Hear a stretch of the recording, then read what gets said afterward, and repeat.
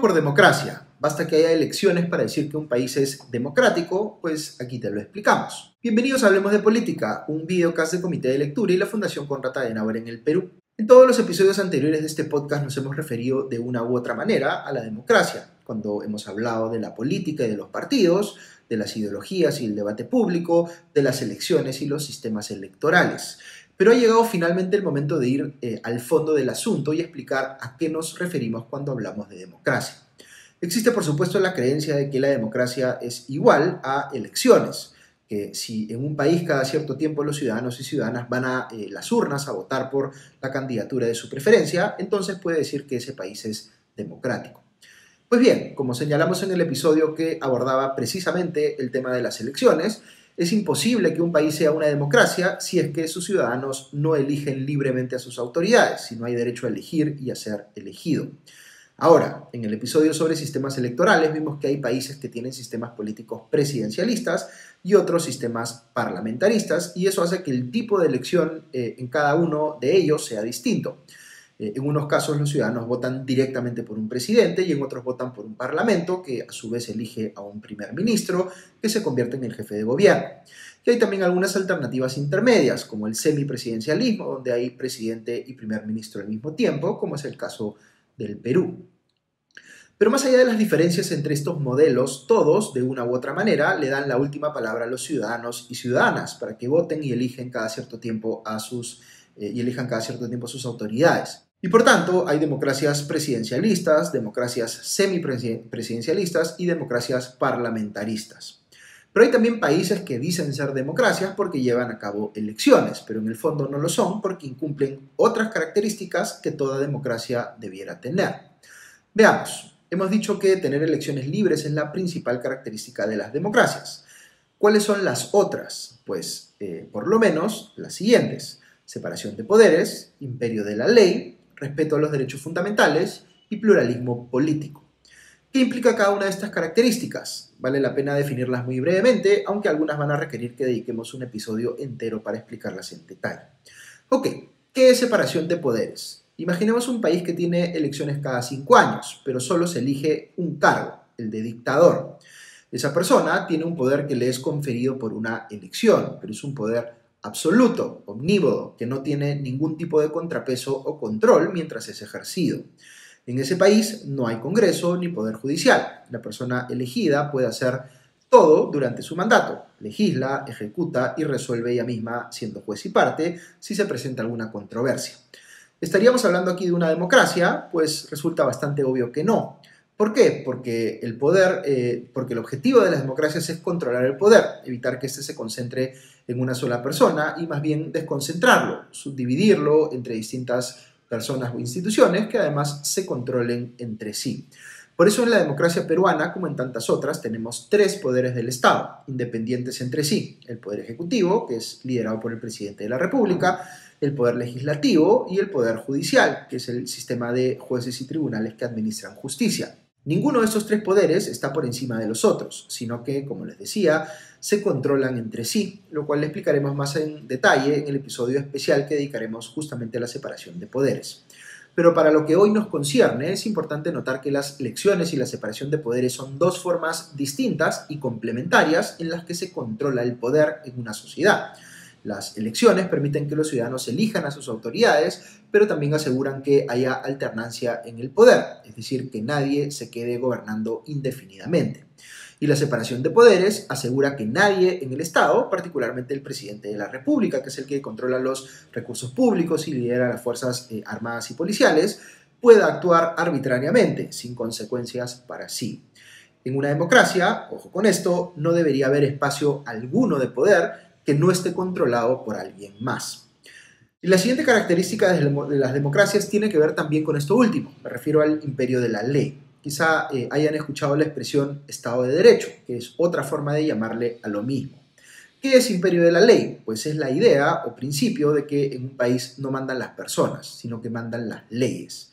Veamos. Cuando una persona es elegida o designada para un cargo público y se convierte en autoridad, digamos un presidente, un ministro, un congresista o un juez, por citar algunos ejemplos, no significa que esa persona tenga carta libre para hacer lo que quiera con el poder que le ha sido conferido.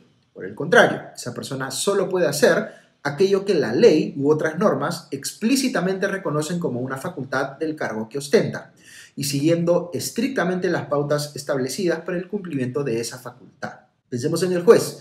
Este no puede crear leyes, porque esa es una facultad del Congreso, pero sí puede administrar justicia en los casos que recaen dentro de su jurisdicción y competencia. Los casos penales, por ejemplo, si se trata de un juez penal. Pero no puede hacerlo por capricho o por antojo, sino que tiene que cumplir estrictamente con las normas que tipifican qué es delito y también con las normas procedimentales que establecen, por ejemplo, qué derechos tienen los procesados, como el derecho a la defensa o la presunción de inocencia. El concepto de imperio de la ley o de Estado de Derecho tiene muchos subcomponentes que vamos a desarrollar en un episodio especial, pero vean ustedes que aquí tenemos, de manera similar a como explicamos en el caso de la separación de poderes, otra característica de las democracias que busca controlar la manera como se ejerce el poder en una sociedad. Y aquí no solo el poder público, sino el poder en general. Y pasamos ahora a la siguiente característica de las democracias, que es el respeto a los derechos fundamentales, y más específicamente podríamos decir a los derechos de las minorías. En las democracias la persona es siempre un fin en sí misma, tiene derechos que surgen de su propia dignidad, como el derecho a la vida, a la libertad, a la igualdad, a la intimidad, al honor y muchos otros más. Aquí incluimos, por supuesto, una serie de derechos políticos, como el derecho ya mencionado a elegir o ser elegido. Ahora, cuando se presenta una elección presidencial, el ciudadano vota por su opción preferida. A veces gana la que respaldó con su voto y otras no. Eso es normal en democracias. Las elecciones permiten que se imponga finalmente la voluntad de la mayoría. Pero pensemos por un instante en el siguiente ejemplo. Digamos que en un país hay dos grandes grupos étnicos que engloban prácticamente a toda la población. El primero es mucho mayor en número y por tanto el candidato preferido por los integrantes de ese grupo suele ganar las elecciones con relativa facilidad. Pero el segundo grupo viene creciendo demográficamente más rápido que el anterior, así que en algún punto en el futuro va a sobrepasar al primero. Y fíjense qué hace este último en respuesta, digamos, a esa tendencia. Aprovechando que todavía está en el poder, cambia las reglas electorales de tal forma que restringe el derecho a voto de los miembros del segundo grupo étnico, para evitar que, cuando lleguen a ser mayoría, puedan ellos determinar quién sale elegido presidente.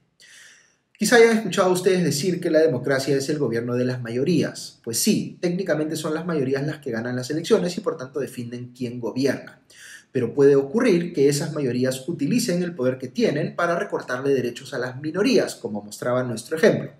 Por eso también se habla de la, entre comillas, tiranía de las mayorías. Yo les decía minutos atrás que en democracia ningún poder debe estar exento de control, y lo mismo pasa con el poder de la mayoría. Este no puede ser aprovechado arbitrariamente para perjudicar a las minorías. Por eso es que el respeto a los derechos fundamentales y particularmente a los derechos de las minorías es otra característica importantísima de las democracias. Y así llegamos a la última característica de las democracias que quería mencionarles hoy, el pluralismo político. Ya nos hemos referido a ella en el episodio que hicimos sobre las ideologías políticas y también en el episodio que hicimos sobre el debate público. En las democracias, como en la vida en general, no existe una persona o un grupo que tenga la razón el 100% de las veces. La gran mayoría de temas que deben definirse desde la política son temas contingentes que generan opiniones divididas. Y lo que quieren las democracias es que estos temas sean discutidos abiertamente, que se escuchen los argumentos de las distintas partes para que los ciudadanos puedan llegar a sus propias conclusiones y que esas determinen, digamos, sus preferencias respecto de por quién votar, por ejemplo.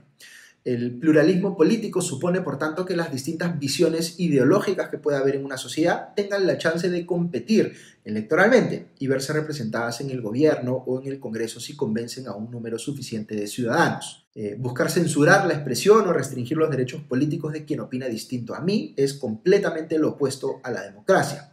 Uno puede estar profundamente en contra de ciertas ideas y sin embargo debe respetar que haya quienes estén dispuestos a defenderlas o votar por quienes las defienden. Muy bien, hagamos un breve recuento de lo que hemos dicho hasta aquí. Para que un régimen político pueda ser considerado una democracia, de todas maneras tiene que haber elecciones que permitan que sus ciudadanos voten por sus autoridades. Esas elecciones tienen que ser, por supuesto, libres y limpias, no fraudulentas o amañadas. Pero no basta que haya elecciones para que un país pueda decir que es democrático. Se necesita también que haya, por lo menos, separación de poderes, imperio de la ley, respeto a los derechos fundamentales y pluralismo político. Y cuando evaluamos estas últimas características, no es que solo haya dos opciones posibles, o bien se cumplen o bien se incumplen, sino que hay muchos puntos intermedios. Hay, por ejemplo, países que tienen mejores diseños institucionales en cuanto a separación de poderes o que promueven mejor el pluralismo político.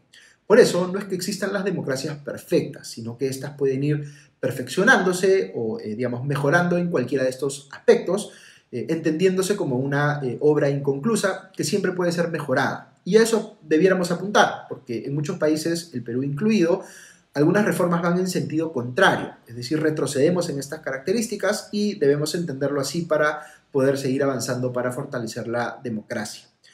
Muy bien, muchas gracias por acompañarnos en este episodio de Hablemos de Política, un videocast de Comité de Lectura en alianza con la Fundación Konrad Adenauer en el Perú. Si les ha parecido interesante esta información, siéntanse libres de compartirla. También encuentran estos y otros contenidos en la cuenta de Comité de Lectura en YouTube. Que estén muy bien y ya nos escuchamos pronto. Adiós.